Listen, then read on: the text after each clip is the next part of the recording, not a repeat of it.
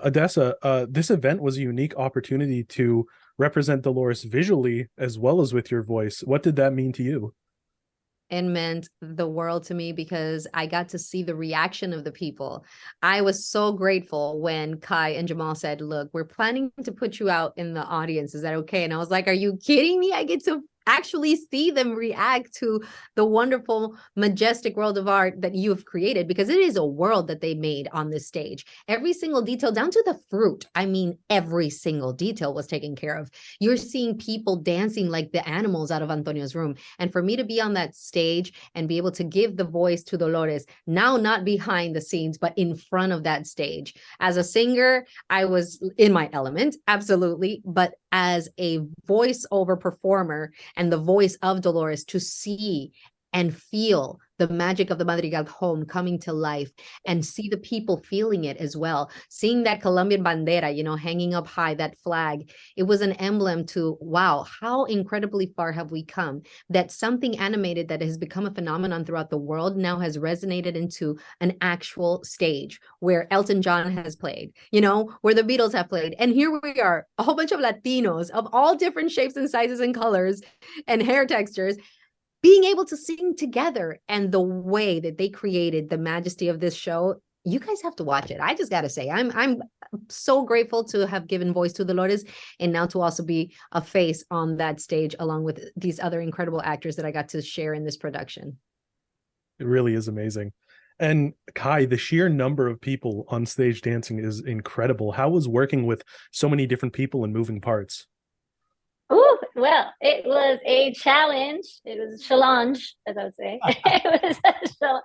Oh no, it was definitely a incredible challenge. It was beautiful.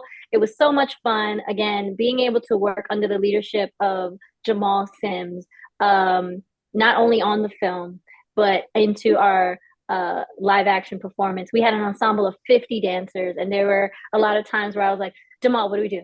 I don't know. And so he always kept his cool, and I've learned so much from him in this process. But then it felt like a puzzle. Like we had to put these puzzles together. And so the numbers that we had already on the film, like We Don't Talk About Bruno, it was fun because we actually had to find a new interesting way of presenting the choreography that we already worked on. But other numbers that we didn't necessarily work on, like Dos Oruguitas, it was like, now what is our vision for this? If this was on Broadway, what would we envision for it? So we had a lot of fun with that. And it also takes a village. Like Jamal said, it could not have been done with one person. We had an incredible team with us, an incredible team, incredible ensemble group that just became family. And not just the dance department. We also had our costume and our cast and our musicians, and everybody on this project worked cohesively and together to make it to this one common goal. Awesome. It definitely shows. And Jamal, some of the performances kind of extend into the lanes in the audience.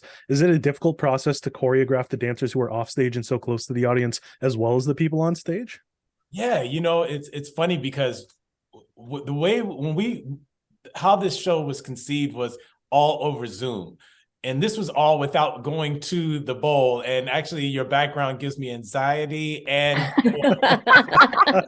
triggering because we don't know where the entrances are. We don't know, in our head, we're talking about and we're selling these concepts and we're like, this is going to happen. And then we're like, we haven't even been to the bowl yet. Like, I mean, we've been there. I've been there to see shows, but I'm not paying attention to where we can place people. And, and so we walk in the day one and we're like, yeah, I think that's where we should do it over there. We should do this. And then it all, like, everybody just jumps in and we start figuring it out. But what was really important was the immersive experience that the audience, that we wanted to make them feel like having Adassa out there, in the audience, just to see those kids going like, oh my gosh, like it's like going to Disneyland for the first time and seeing Mickey Mouse out of the animation. Now Mickey Mouse is in your face. Not saying that Adassa is Mickey Mouse, but that idea. I'll take it. I love the mouse. I will do it. We did have Bruno's Rats in the audience too. Yeah. Bruno's Rats. But do you know what I mean? So to see those faces of like terror, but then joy and all that. It was so much fun. It was I would have to say it's what they created was a front row seat to the phenomenon you fell in love with online, over Disney Plus in the movie theaters. They brought it front row. So when those lights went on, because some of them, I was saying hi to them and they were like, what's going on? And then when the lights hit them, they were like, oh my goodness. And they're seeing all these Doloreses pop out and they're going, what? We are in it. We are in Encanto. We are in the Madrigal family right now. So it became a front row seat to it, not just watching it, but now you're part of it. And that was just such a beautiful thing that they created when they did that. And then I got to watch a little bit of the show from there, which was for me, I was like, oh my gosh, this looks so good. Keep it together. This thing. That's so cool. And Sally, what is it do you think that made Encanto such a good fit for the Hollywood Bowl show? I think the location, we created the casita in the Hollywood Hills, which we felt had a feel of the movie. And I think on this project, everybody worked so closely together to create it. And I hope that translates to the TV broadcast when people watch it, that it was like a huge family and all departments worked with one goal just to make the very, very best show possible.